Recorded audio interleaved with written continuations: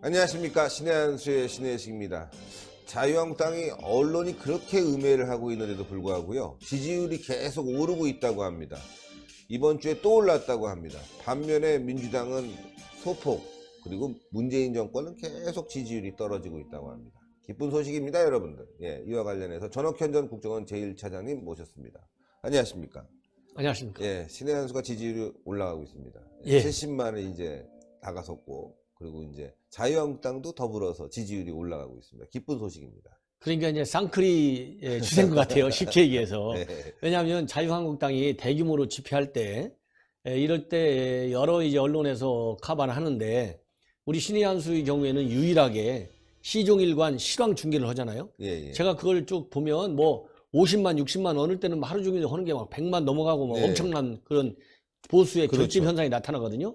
그렇기 때문에 이 다른 언론 기관 또 다른 유튜브에서 하지 못하는 그런 현장 중계, 즉 생생한 국민의 비판과 이 견제의 목소리를 신의 한수를 통해서 이 전 국민들에게 생중계되지 않습니까? 네. 그러다 보니까 이 보수 결집 현상도 일어나기도 하지만 이것이 이제 여론조사하는 데까지도 반영이 된다. 왜냐하면 그동안에는 샤이 보수들이 막 언론에서 한국당들이 비판만 해야 되니까 네. 잘 몰라요. 또 한국당이 또 일부 또 이 과거에는 조금 그 비판받는 그런 측면도 없잖아 있었지 않습니까? 네. 이 그러다 보니까 흔히 이것을 좋게 해서 샤이 보수 해가지고 뭐 신문사 이런 데서 언론사에서 여론조사 이렇게 오면 그냥 꺼버린다는 거 아니겠어요? 네. 그런데 이 신의 한수를 통해서 그리고 한국당이 이 장외 집회를 대규모로 연속적으로 하고 이러면서 이제 한국당의 실체가, 즉 한국당이 어떻게 우리 보수 자유우파들의 목소리를 대변하기 위해서 노력을 하는지 예. 이거가 이제 피부에 와닿는 것 같아요. 그러다 보니까 여론조사까지 반영되고 그러다 보니까 이번 주에 발표된 리얼미터 보면은요, 민주당이 38.7%, 이것은 1.4%가 빠졌어요. 예. 그래서 38.7이고 그 다음에 자유한국당은 1.3%가 올라가가지고 34.3이에요. 이제 그래서 뭐 박빙이네요. 박빙이죠. 오차 범위 안에서 이제 박빙인데 이번 수치가 이제 굉장히 정치적으로 의미를 가지고 있다고 합니다. 네. 왜냐하면 지난 16년도에 총선 때 총선 일주일 전에 자유한국당이 어느 정도의 지지를 받았냐면 34.8%를 받았어요. 네. 그러니까 불과 0.5% 차이인 거예요. 그래서 16년도 지금 19년도니까 저 3년 만이잖아요. 네. 3년 만에 자유한국당의 여론 지지율이 최고로 올라온 거예요. 네. 이거는 이제 정치적으로 상당히 의미가 크다. 저는 그렇게 해석을 하고 싶습니다. 여기서 한 10% 더 플러스 해야 될 것 같아요. 저는 여론조사를 자꾸 속이고 있으니까 여기서 15% 이렇게 좀 플러스를 하면은 거의 정확하지 않을까. 지금 숨겨져 있는 샤이 보수도 꽤 많거든요. 예. 이번 주 주말에 또 신의 한수가 집회 중계를 했는데 50만, 지난주에도 한 50만에서 60만, 그 전주가 한 100만 정도 나왔습니다. 뭐 초기보단 떨어졌지만 시청률로 환산하면은 거의 뭐 한 5% 가까운 시청률을 내고 있습니다. 대단한 겁니다. 국민들이 많이 봤다는 거예요. 예, 그러니까 신의 한수 지금 구독자 수가 엄청 늘어나고 있고, 저도 그 집회 현장에서 우리 집회에 참가하신 분들 보면 잠이 안 올 때, 틀어놓을 때가 신의 한수가 자장가 같이 들릴 때도 있다. 이런 얘기까지 심지어 해요. 예. 그렇기 때문에 이 조회수도 늘어나지만 구독자 수가 우리 국내 유튜버 중에서 처음으로 이제 70만 가고 있고, 네. 뭐 머지않아서 이제 100만에 육박하지 않을까, 저도 그런 생각이 네. 듭니다. 이런 것이 다 이 여론조사 흐름에 부분적으로는 이제 여론조사가 결국 이제 추세가 어떻게 가는지 이걸 보는 거잖아요. 그렇죠. 이 추세치를 본다면 이렇게 자유우파의 결집 속도가 이제 나기 시작했다. 그러니까 신의 한수도 70만 이제 올라가고 예. 100만도 머지않았다, 이런 생각이 들고요. 또 하나 이제 중요한 점은 이번 여론조사 보면 이제 대통령의 지지율은 이제 횡보 상태예요. 네. 50% 미만에서 뭐 1, 2% 올랐다 내려왔다 내려왔다 하는데 그거는 사실상 의미가 없어요. 왜냐하면 뭐 신뢰성 있는 여론조사를 하더라도 여론조사 기법에 따라 다른데 요즘은 뭐 신뢰성 자체가 또 많이 의심을 받고 있는 상황 아니겠습니까? 그렇기 때문에 별 의미가 없는데, 그래도 이렇게 분석을 한다면 어디서 이제 많이 빠졌냐면요, 서울과 호남, 그리고 20대, 30대, 40대, 그 다음에 재미있는 게요, 보수 측에서도 지지율이 이 서울 호남 이런 데 하고 그 다음에 중도층에서도 많이 빠졌어요. 중도층에서도. 이런 걸 본다면 지금 핵심 지지층인 서울과 호남이잖아요. 네. 그리고 이 중도층에서 빠지고 네. 이런 걸 보면 이제 정권이 2년 차, 지금 3년 차인데 이게 위기 국면으로 정부가 정책 방향을 수정하지 않는 한 위기 국면이라고 할 수 있는 레임덕 현상이 더 빨리 올 가능성도 충분하다. 이런 점에서 경고음으로 심각하게 정부 여당 측에서는 이 여론조사 결과를 어떻게 됐든지 간에 신뢰성 여부와 관계없이 들어야 된다. 이런 생각이 듭니다. 예, 근데 문제는 말이지 정부 여당이 야당 알기를 너무 우습게 하는 것 같습니다. 예, 지금 민주당과 박빙을 이루면서 어떻게 보면 더 위죠. 예, 국민 지지를 받고 있는데 황교안 대표의 1대1 회담을 파기시켜 버렸어요. 어처구니가 없네요. 예, 이제 본래 청와대에서는 이번에 이제 여야 대표 회담, 5당 대표 회담을 하자고 한 것이 사실상 식량 지원 문제를 예. 거론하려고 했던 거 아니겠습니까? 예. 그래서 청와대에서 그렇죠. 아예 식량 문제 다루자. 여야 5당 대표들 다 모이자 이렇게 얘기한 거거든요. 그런데 지금 북한이 미사일을 쏘자마자 바로 식량 문제를 다루는 것도 정부 여당이 다루는 것도 네. 우리 국내에서도 그렇고 국제적으로 보더라도 분위기에 맞지 않는 얘기거든요. 그런데 그 식량 지원 문제를 뭐 통일부 장관이라든가 무슨 뭐 다른 뭐 국회에서 여당이 만나자 이렇게 얘기해도 이상할 텐데 대통령이 직접 나서갖고 청와대에서 만나자 한 거예요. 그러니까 우리 자유한국당 입장에서는 아니 지금 때가 어느 때인데 식량 지원만 문제를 다룰 수 있느냐. 다른 중요한 전국 현안도 다루자. 이렇게 얘기를 하면서 1대1 회담을 하자고 한 거예요. 왜냐하면 자유한국당하고 평화당이나 정의당 그 다음에는 바른미래당하고는 성격과 위상이 다르지 않습니까? 자유한국당은 제1야당이에요. 조금 전에도 말씀드렸지만 지지율만 보더라도 민주당하고 불과 뭐 3% 정도 3, 4% 정도밖에 차이 안 나는 그런 제1야당인데 제1야당이 이번에 패스트 트랙과 관련해 가지고 바른미래당 그 다음에 정의당 민주평화당을 뭐라고 했습니까? 정부 여당의 2중대, 3중대, 4중대라고 얘기했잖아요. 그러니까요. 이런 정당들하고 그냥 쭉 완오브 댐으로 끼어가서 하면 이 자유우파는 물론이고 국민의 민심의 흐름 부르기, 특히 북한 문제에 대해서 우리 국민들의 지지가 지금 반토막이 나 있잖아요. 네. 이런 반토막으로 떨어져 있는 이유가 어디에 있는지 제대로 대통령한테 전달이 될 수 있겠느냐. 그래서 1대1로 만나자 했는데 청와대가 이걸 거부해버렸어요. 근데 거부한 이유가 뭐냐면 다른 정당 사정도 좀 고려해야 된다.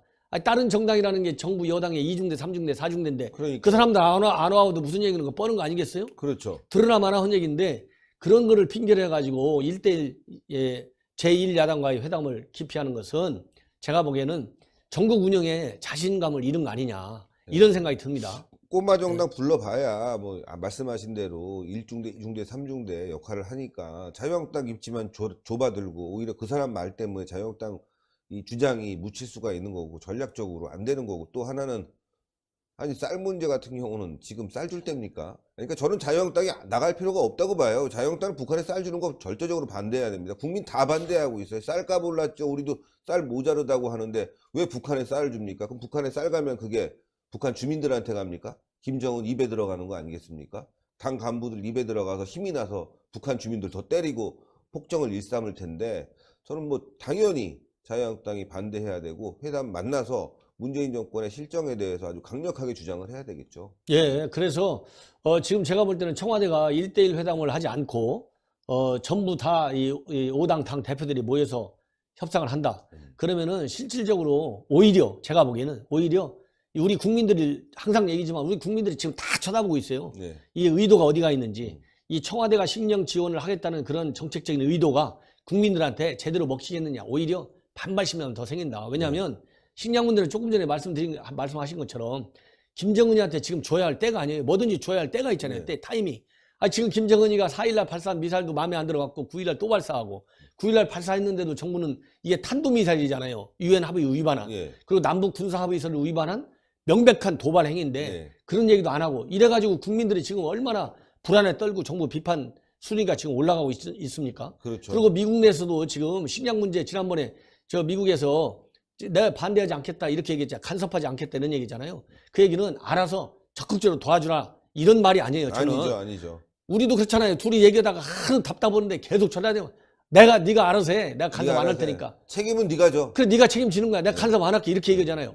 그런 뉘앙스의 의미라고 저는 받아들여요. 맞습니다. 그냥 외교적 레토릭으로 나 이제 미국이 질린 거예요. 왜냐하면 지난번에 2월 28일 날 하노이에서 협상이 실패했잖아요. 네. 근데 우리가 저 금강산 관광하고 개성공단 풀어줘야 된다. 이 얘기를 언제 했습니까? 3월 1일 날 했어요. 그렇죠. 바로 그 다음 날. 그러니 미국이 지금 얼마나 기가 막히게 했습니까? 그렇죠. 그러니까 미 국무부 관료가 익명으로다가 그거 어떻게 생각하느냐 그 기자에서 물으니까 노 했다는 거 아니에요. 노 한마디로 노 딱 잘라갖고. 그런데 지금 식량 지원 문제가 언제 나왔어요? 4일날 9일날 딱 미사일 발사하자마자 식량 지원 바로 얘기 나오니까 비건이 이번에 와가지고 비건이 뭐 했는지 지금 우리 국민이 압니까? 모르잖아요. 그렇죠. 비건이 입 딱 닫고 미국 갔어요. 이 얘기가 뭡니까? 이거 식량 지원하는 거 거론 더 이상 하지 말라는 하지 얘기예요. 말라는 얘기죠. 그러니까 지금 북한이 우습게 보고 지금 저 선전매체 통해갖고 생색내지 말라. 거꾸로다가 우리 한국 정부 길들이 나섰잖아요. 예. 근데 이런 판국에서 1대1 회담을 해가지고 황교안 대표를 설득을 해서 내가 왜 이렇게 식량 지원을 하는지 이걸 납득시켜갖고 자유한국당이 식량을 지원하자고 국민들한테 얘기를 해도 제가 보기에는 절벽일 텐데 아예 자유한국당 식량 지원 반대하고 사사건건이 반대하니까 안 만난다. 이렇게 보여질 거 아니에요. 국민들 눈에는. 그렇죠. 이렇게 해가지고 식량 지원 문제가 해결이 되겠느냐. 아까 말씀드린 대로 작년에는 제재 풀어야 된다고 계속 국제적으로 하다가 안 통해갖고 비판만 받았잖아요. 네. 이번에 3월 1일 날은 금강산 개성공단. 또 이번에 식량 지원. 뻔뻔히 계속 실패의 길로 가고 있다. 예. 예, 이거 김정은이가요. 고마워하지 않아요? 김정은이가 더 무시합니다. 그러니까요. 예. 그러니까 선전매체 통해가지고 생색내지 마, 까불지 마 이런 얘기잖아요. 얼마나 이거 우리를 무시하는 얘기입니까? 네. 그리고 외세 의존하지 마. 이게 미국 눈치 두지 말라. 이렇게 하고 같은 날 또 하나는 다른 선전매체에서는 금강산 관광 개성공단 얘기하면서 그거 미국이 개입할 거 아니야. 독자적으로 한국 빨리 결정해. 예, 이렇게 겁박하고 나서는 거예요. 이렇게 지금 안보 문제, 북한 문제가 심각한데 제1야당의 대표를 만나는 것밖에는 제가 보기에는 이 방법이 없어요. 제1야당도 설득을 못 하는데 어떻게 미국을 설득합니까? 그러니까요. 미국을 설득하지 않고 우리가 식량 10만 톤 줄 수 있을 것 같아요?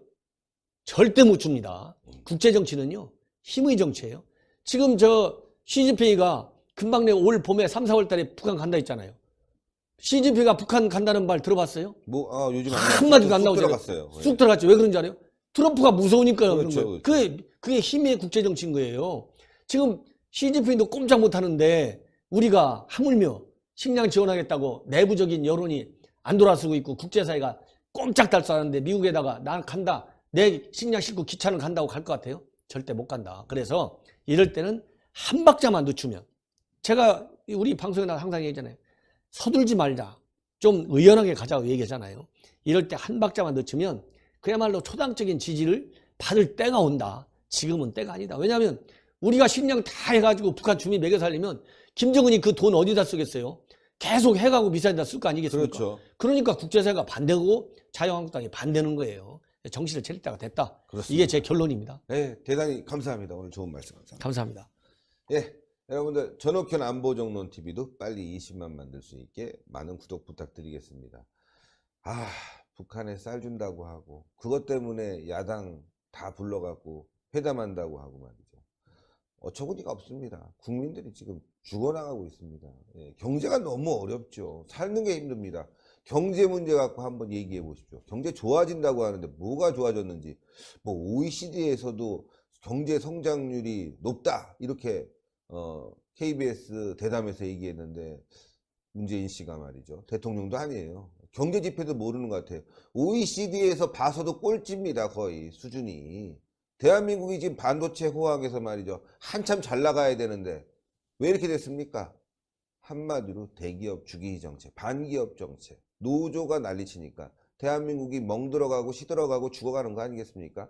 문재인 정권 빨리 끌어내야 됩니다. 이거 정말 큰일 났습니다.